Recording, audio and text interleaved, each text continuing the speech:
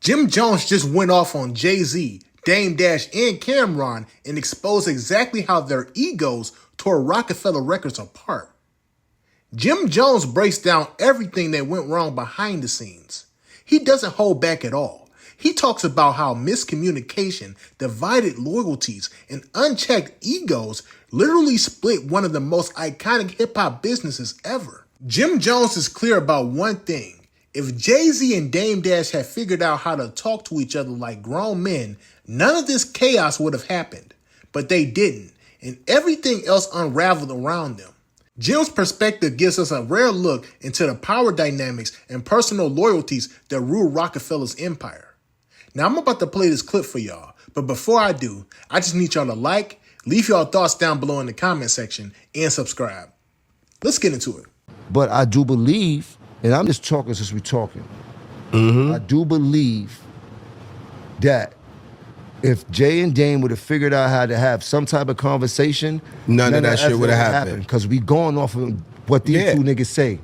That's a fact. You ride with Dame, being in office together where everybody talking shit together to everybody in separate offices talking shit. Yeah. Heard now Dame is spewing what he's spewing. We don't know what Jay and them is spewing. Yeah. But I know on this side it was what's going down. On. Yeah. And I know my position is to do whatever Cam is going to do. That's right. You heard? So you got to ride with the team. I don't care about Dame. I'm caring about what Cam going to do, and I got to protect him and everything. So now here we go. And that's what I felt like broke up the Rock. It was the divide. Because remember, it became Harlem, and then it became Brooklyn. And it didn't have to be that way. It didn't. No, because it was never no drivers just because them two didn't speak.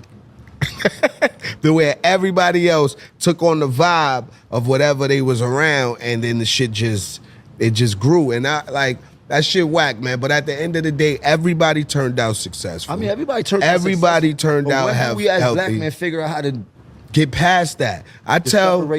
I tell people, I just had this conversation. Same thing. I'm not perfect. No, none of us are. We would never. Nobody is perfect, I'm a piece of shit to somebody else. And just the way I feel. And you're an angel to other people. 100%. You know what I'm saying? 100%. So that's that. I always say that. Somebody might call me a piece of shit. Somebody gonna call me an angel over here. Like I even had that conversation with Cam when I had to talk with him. I'm like, yo, like you brought up the incident with me and Beans, like.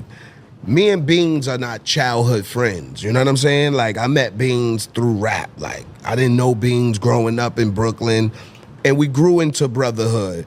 Not saying that we got an issue that can't be fixed, but I don't feel it's as important as two people that grew up together. Like, to me, watching y'all not communicate and then watching him and Dame go through it, that shit is whack to me, bro. I feel like we too old. We made too much money. Our kids is grown.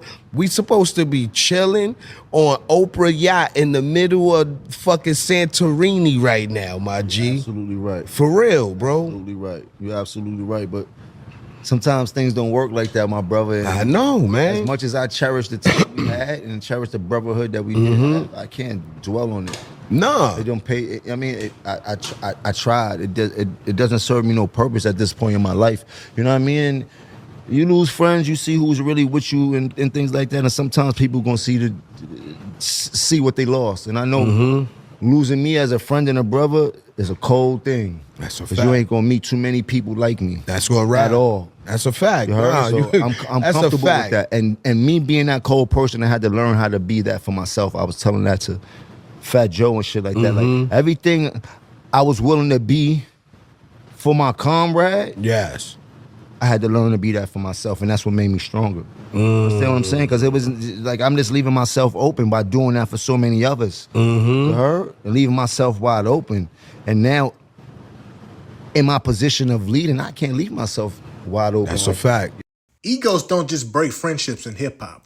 They can literally destroy empires. Listening to Jim Jones on the Rock Solid podcast, it's clear that Jay-Z, Dame Dash, and Cameron all had vision, all had talent, and all had drive. But what really got me thinking is how small miscommunications and pride can ripple into millions of dollars lost over time. Roc-A-Fella's catalog is still worth hundreds of millions of dollars today, showing just how much potential was on the table if everybody had stayed aligned. Here's my take. I think Jim's story isn't just about drama. It's a masterclass in leadership and strategy. Loyalty matters. Communication matters, and protecting your legacy matters. Jim Jones stayed loyal to Cameron, navigated the politics, and still came out with lessons that anybody building a business or brand can learn from. You see the power of aligning your team and understanding who really has your back. That's something we can all apply beyond music. At the same time, it's important to celebrate the wins. Jay-Z became a billionaire. Dame built his own legacy, and Cam kept his influence alive. Roc-A-Fella might have fractured, but the people involved turned out successful because they understood their value and leveraged it. That's a lesson in resilience, strategy, and long-term thinking. So let me ask you all this. Do you think Roc-A-Fella Records could have survived if egos didn't get in the way? And do you think modern hip-hop business moves would be different if these lessons were applied today? Let me know your thoughts down below in the comment section, and make sure you like and subscribe. Peace.